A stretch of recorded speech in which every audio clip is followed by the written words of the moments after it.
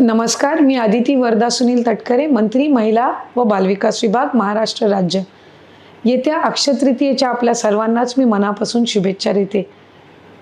येणारं हे संपूर्ण वर्ष आपल्या सर्वांसाठी सुखसमृद्धीचं जाओ, आनंदायी जाओ, यशमय जाओ अशीच प्रार्थना करत असताना खऱ्या अर्थानं एका गंभीर विषयावर मी आपल्या सर्वांचं या व्हिडिओच्या माध्यमातून लक्ष वेधून घेण्याचा माझा प्रयत्न आहे। अक्षय तृतीयेचा दिवस हा शुभ मानला जातो।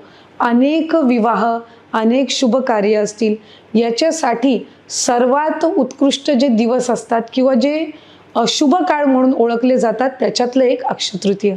आपल्या आयुष्यातले नवीन नवीन पावलं, सकारात्मक पावलं ही उचलत असतो आपण ती या अक्षय तृतीयेच्या दिनी। पण त्याच दिवशी एक अतिशय गंभीर्यपूर्वक विषयाकडे सुद्धा मला आपल्याला लक्ष वेधून घ्यायचे, ते म्हणजे बालविवाहांकडे। अनेकदा अक्षय तृतीयेचा दिवस हा विवाह सोहळ्यांसाठी सुद्धा अतिशय उत्तम आणि शुभ मुहूर्त मानला जातो। पण याच दिवशी दुर्दैवाने काही भागांमध्ये बालविवाह सुद्धा मोठ्या प्रमाणामध्ये किंवा कमी जास्त प्रमाणामध्ये होण्याच्या घटना त्या ठिकाणी निदर्शनास आल्यात। खरं तर देशामध्ये बालविवाहांची संख्या घटते, महाराष्ट्र राज्यामध्ये सुद्धा ती घटत चाललेली आहे, पण ती फक्त घटून चालणार नाही, तर ती आपल्याला शून्यावर आणायची आहे। आणि म्हणूनच या व्हिडिओच्या माध्यमातून माझं आपल्या सगळ्यांना आव्हान राहील, त्याचबरोबर जिल्हा प्रशासनांना सुद्धा आणि विभागाच्या सुद्धा प्रत्येक जिल्ह्यातल्या अधिकाऱ्यांना सूचना राहतील की या अक्षय तृतीयेला आपण सगळ्यांनीच गांभीर्यपूर्वक बालविवाह हे आपल्या जिल्ह्यामध्ये, आपल्या कार्यक्षेत्रामध्ये होणार नाही याची दक्षता आपण घेतली पाहिजे। खरं तर बालविवाहाच्या संदर्भामध्ये कडक पावलं ही प्रशासन सुद्धा उचलत आहेत। जिथे जिथे बालविवाह निदर्शनास येत आहेत तिथे संबंधित कुटुंबावरच नाही तर त्यांच्या सहित जे जे त्या बालविवाहामध्ये सहभागी होतील, म्हणजे अगदी तिथले पुजारी असतील किंवा तिथलं बँड पथक असेल किंवा त्या बालविवाहामध्ये सहभागी झालेले नातलग आणि गावकरी असतील, यांच्यावर सुद्धा गुन्हा दाखल करण्याच्या दृष्टिकोनातून कडक कारवाई ही त्या ठिकाणी केली जात आहे।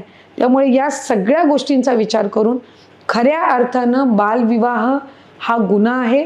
एखाद्या बालकाचं म्हणजे मुलीचं किंवा मुलाचं आयुष्य हे आपण बालविवाहाच्या माध्यमातून आपण ते खऱ्या अर्थानं दूषित करू नये किंवा त्यांचं आयुष्य हे बालविवाह त्यांचा करून आपण कुठेही चुकीच्या मार्गावर किंवा बर्बाद करू नये, ही दक्षता आई वडील म्हणून सुद्धा, पालक म्हणून सुद्धा आपण घेणं हे गरजेचं आहे। त्यामुळे माझं सर्व पालकांना, सर्व नातलगांना आणि प्रशासनाला त्या ठिकाणी आव्हान राहील की अक्षय तृतीयेच्या दिवशी अधिक जागरूक राहून आपण आपल्या कार्यक्षेत्रामध्ये बालविवाह होणार नाहीत याची दक्षता ही त्या ठिकाणी घेतली पाहिजे।